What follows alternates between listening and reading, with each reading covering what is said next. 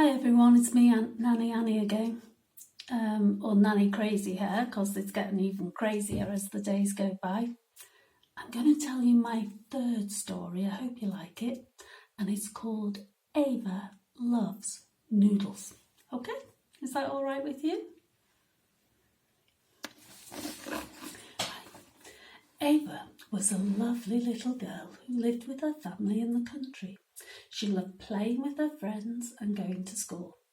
Ava was good in every way except for one: food. She didn't like anything and would only eat noodles. Everyone tried to get her to eat other things, but Ava just wouldn't. Her mum told her that if she didn't stop eating noodles and start eating some other food, like meat and fish and vegetables, she would end up looking like a noodle. Ava didn't believe her mum because she loved noodles and she wasn't going to stop eating them. One night, Ava went to bed as usual and she had an awful dream. She dreamt she'd become a noodle. The next morning, she woke up from her scary dream and laughed. What a stupid dream, she thought. Ava went to pull her bedclothes off, but she couldn't move them. She tried to kick them off, but they still wouldn't move. This was very strange, as she'd always been able to just jump out of bed when she woke up in the past. She slid her arm out, and then she screamed. Her arm was long and thin as a noodle. Ava's mum came running when she heard the scream. She screamed when she saw Ava's long, thin white arm dangling from the bed, with long, thin noodle fingers. Her mum pulled the bedclothes off and she screamed again, because inside Ava's pyjamas were noodle arms, hands and fingers, also noodles, legs and toes. It was true. Ava had come to look like a noodle.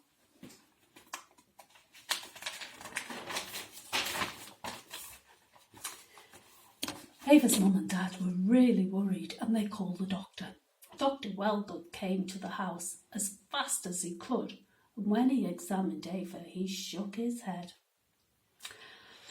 This is the worst case of noodleitis I've ever seen. The only cure is to stop eating noodles and give her good food every day, varied food, until it all disappears.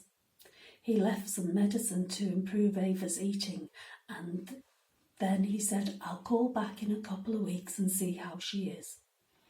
Ava thought this was stupid, and he was stupid because she had no intention of giving up noodles. She loved them so much. She got up to walk on wobbly, skinny noodle legs. It took a bit of getting used to, but she did it. She got dressed and pinned her clothes so that they fitted her noodle-thin body. She thought, I'm going out to see my friends. Ava left the house to visit her friends and tell them how stupid Dr. Wellgood was being, telling her to give up noodles and eat proper food. As she walked along the road, her foot and leg slid down a water drain. Ava tried to pull it out, but before she could, the rest of her body slid down the drain. She was stuck under the road, and she was being swept along by the rainwater in the drain. Ava went deeper and deeper in the drain, and she passed a rat who was so shocked to see noodles with a head attached that it ran away. But later on she passed more rats who thought the noodles looked really delicious, even though they did have a head on, and they swam after her. Ava shouted at them to leave her alone, which scared them a bit, but they still followed her. Ava was really worried now because she didn't know how to get back on the road away from the rats. Meanwhile, at home, Ava's mum and dad noticed she'd gone and set out in search of her. They asked everyone they passed had they seen a girl who looked like a noodle with a head on.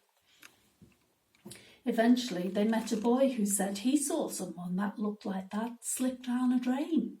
Ava's parents called the fire brigade to help them find their lovely girl. They loved her so much, even though she looked like a noodle. The fire brigade came and they pulled all the drain covers off the road until they found Ava. It was just in time too, because the rats decided they were very hungry and they were going to eat her. Ava was taken home and had a hot bath, but it wasn't too hot because they didn't want to cook her noodle arms and legs.